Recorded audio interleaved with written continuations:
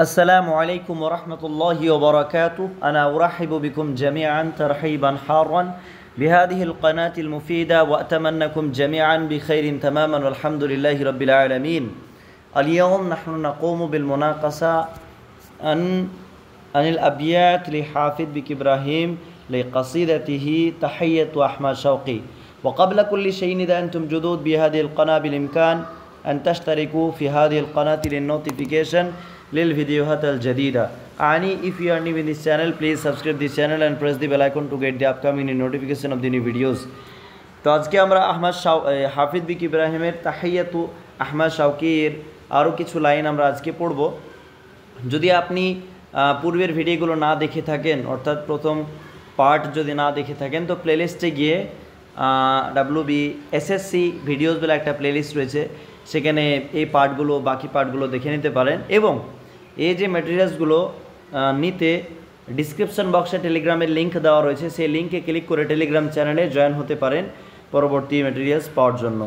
তো যাই হোক, আজকে আমরা হাফিজ বিক ইব্রাহিমের এই কবিতাটা বাকি কিছু অংশ আমরা আলোচনা করব। তো আমরা জানি যে এই যে তাহিয়াতু আহমদ শাওকি, এই যে কবিতাটা হাফিজ বিক ইব্রাহিম তিনি লিখেছেন, এবং এই কবিতাতে হাফিজ বিক ইব্রাহিম আহমদ শাওকির আগমনকে কেন্দ্র করে বা আহমদ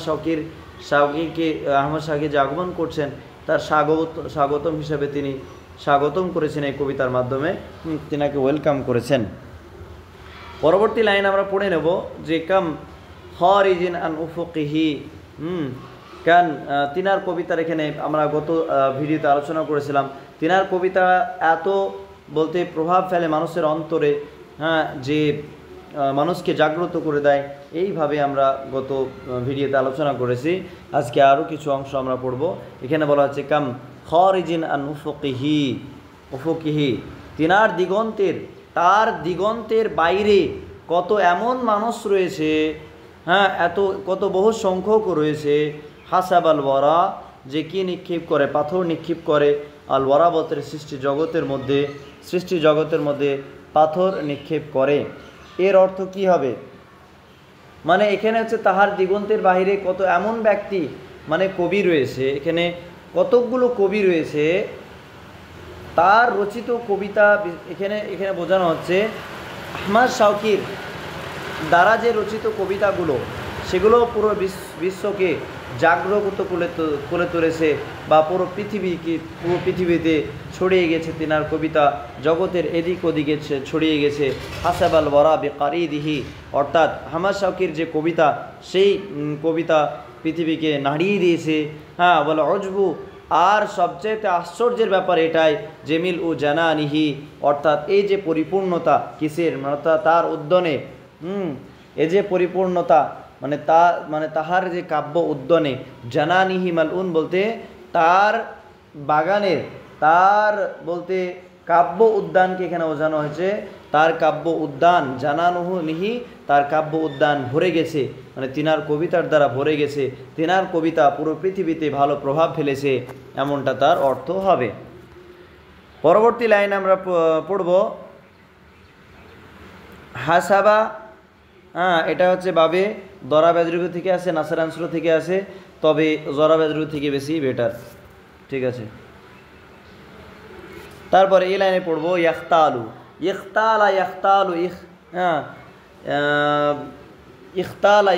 ইখতিলালুন বাবে ইখতিয়াল থেকে, এর অর্থ হচ্ছে গর্ব করে চলা।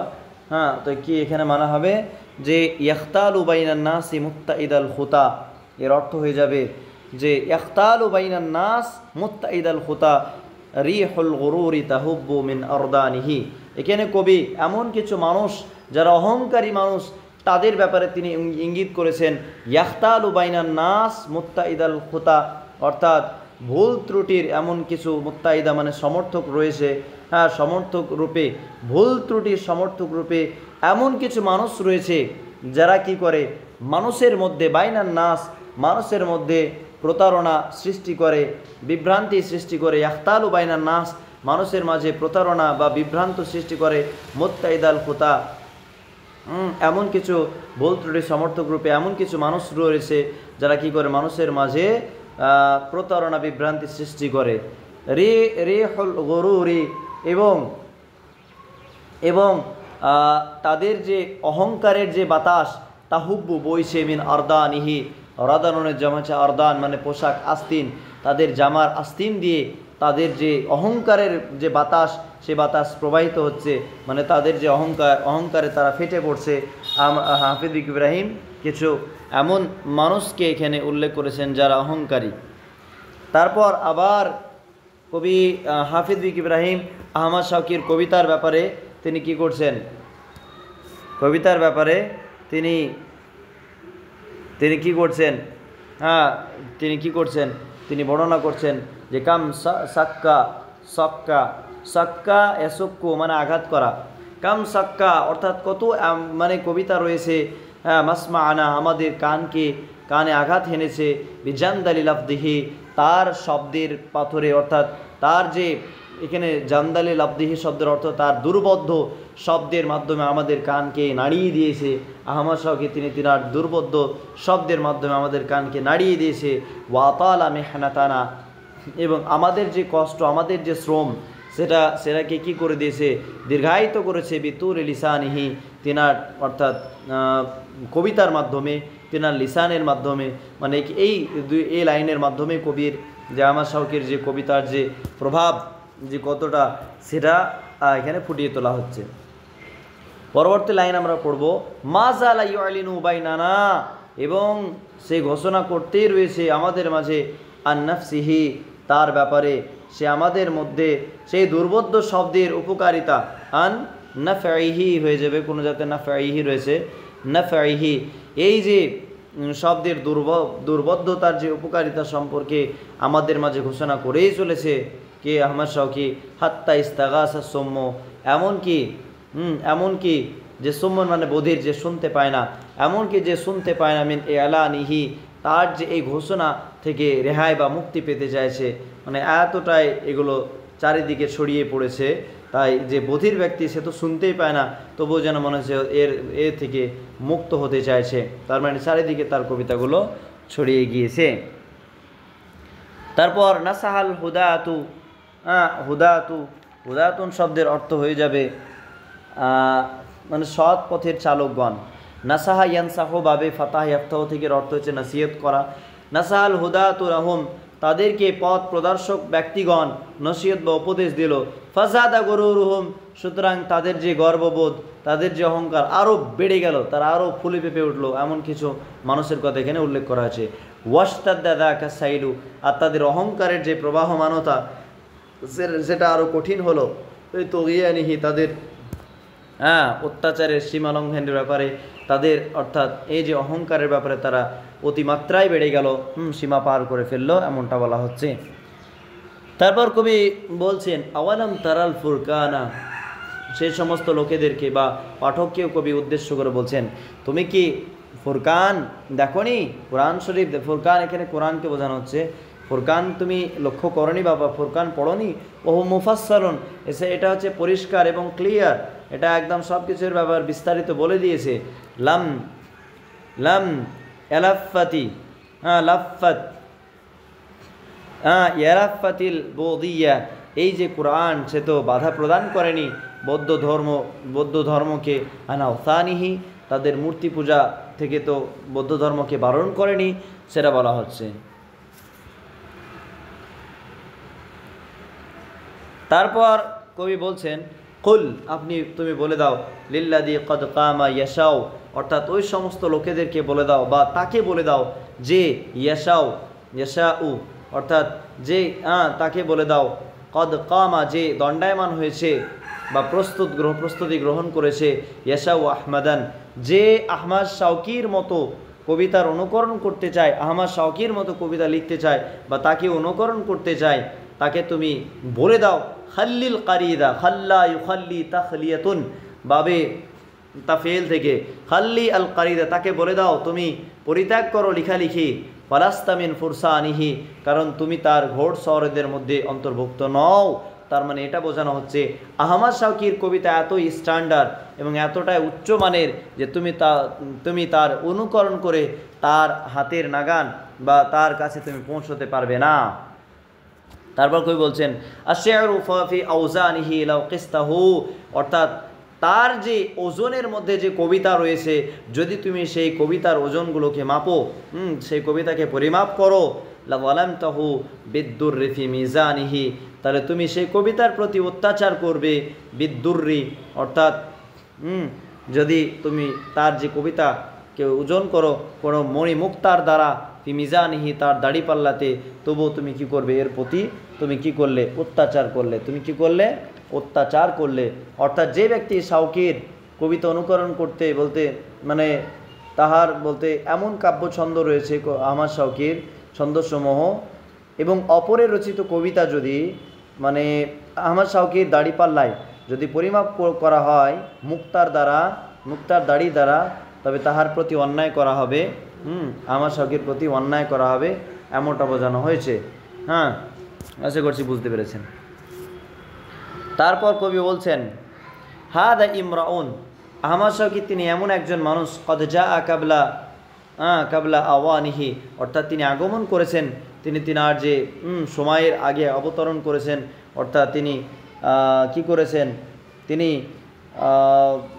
সমস্ত কালের মানুষের পূর্বে আগমন করেছেন, এমনটা বোঝানো হচ্ছে। ইল্লাম ইয়াকুন, যদি এমনটা না হতো বা এমনটা যদি আগমন না করতো আগে, কদ জাআ বাদা আওয়ানিহি, তাহলে অবশ্যই সে কতগুলো মানুষের পরে অবশ্যই সে আবির্ভাব হতো, এই রূপে সে আবির্ভাব হতো। ঠিক আছে, এরকমভাবেই ইন ক্বালা শি'রান আও তাসান্নামা মিম্বারান, যদি সে কবিতা বলতে মনস্থ করত অথবা কোনো মিম্বারে বক্তৃতা দিত, ফাতাআউদান, তখন তিনি কি করতেন, আশ্রয় চাইতেন বিল্লাহি আল্লাহর কাছে, মিন শায়তানিহি, অর্থাৎ শয়তানের আল্লাহর কাছে তিনি কি করছেন, পানাহ চাইতেন। কার থেকে, বিতাড়িত শয়তান থেকে তিনি ক্ষমা মানে আশ্রয় চাইতেন। অর্থাৎ কবিতা যখন বলতেন, বলার ইচ্ছা করতেন এবং মিম্বারে খুতবা দেওয়ার জন্য প্রস্তুত হতেন, তখন তিনি আল্লাহ তাবারাক ওয়া তাআলার কাছে শয়তান থেকে পানাহ চাইতেন। তারপর কবি বলছেন তাকিদিল খায়ালা, তুমি লাহু, তুমি তিনার যে কল্পনার ভাবধারাকে মানে আবিষ্কার করবে, বা তাকে তুমি গ্রহণ করবে, বোরাকান, তুমি দেখতে পাবে তার যে ভাবধারা হচ্ছে কিসের মতো, বোরাকের মতো। ফাতালি, সুতরাং কি করো, ঊর্ধ্বে, তারপর তুমি কি করবে, ঊর্ধ্বে আরোহণ করবে, ফাওকা সোহা ইস্তান্নফি তয়রানিহি, ঊর্ধ্বে গগনে আরোহণ করিবে, উহার উড়ান গতিতে আনন্দ উপভোগ করিতে করিতে, ফাওকা সোহা, অর্থাৎ তুমি আকাশে উড়বে, ইয়াস্তান্নু ফি তয়রানিহি, এবং এমনভাবে উড়বে যে উড়তে উড়তে তুমি আনন্দ উপভোগ করবে। তার মানে আহমদ শাওকির কবিতার মধ্যে যে খায়াল যে এগুলো রয়েছে, এগুলো অসাধারণ, সেদিকে কবি ইঙ্গিত করেছেন। তারপর কবি বলছেন মা কানা ইয়ামানু আত্রাতান, যদি না তিনি নিরাপদ থাকতেন হোঁচট খাওয়া থেকে, লাউ লাম ইয়াকুন রুহুল হাকিকা, যদি না তেনার কবিতার মধ্যে সত্যের আত্মা থাকতো, মুমসিকান আঁকড়ে ধরে থাকতো, বিইনানিহি দ্বারা উদ্দেশ্য হচ্ছে, এর দ্বারা উদ্দেশ্য হয়ে যাবে অর্থাৎ লাগাম, ইনানুন মানে লাগাম, অর্থাৎ তিনার কবিতা তিনি যদি মানে তিনি মা কানা ইয়ামানু আত্রাতান, তিনি হোঁচট খাওয়া থেকে নিরাপদ থাকতেন না, যদি না তিনার কবিতার মধ্যে সত্যের রূহ, সত্যের আত্মা যদি না আঁকড়ে ধরতো, কাকে, এর লাগামকে যদি না আঁকড়ে ধরতো, তাহলে তার কবিতা হোঁচট খেত। মানে কি, আহমদ শাওকির যে কবিতা তার মধ্যে সত্যতা রয়েছে, বাস্তবতা রয়েছে, খায়াল রয়েছে, সবগুলো একদম পরিপূর্ণ। সেই দিক থেকে বলা হয়েছে তিনার কবিতা বা তিনি হোঁচট খাননি।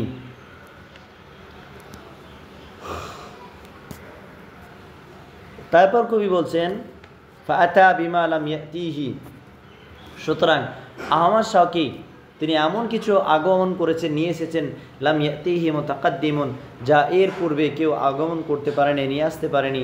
আও তাতমাউ আই লাম তাতমা আল আযহানু ফি ইতিয়ানিহি, অথবা কোনো জেহেন, কোনো মেধাশক্তি এর আনার ব্যাপারে কামনা করেনি বা পারেনি, এমনটা বোঝানো হচ্ছে। তো এই পর্যন্ত আমরা আজকে পড়লাম, ইনশাআল্লাহ বাকিটুকু খুব তাড়াতাড়ি শেষ করব ইনশাআল্লাহ। তো আজকে এই পর্যন্তই। Thank you so much for watching this video. আসসালামু আলাইকুম রহমতুল্লাহি ওয়া বারাকাতুহু।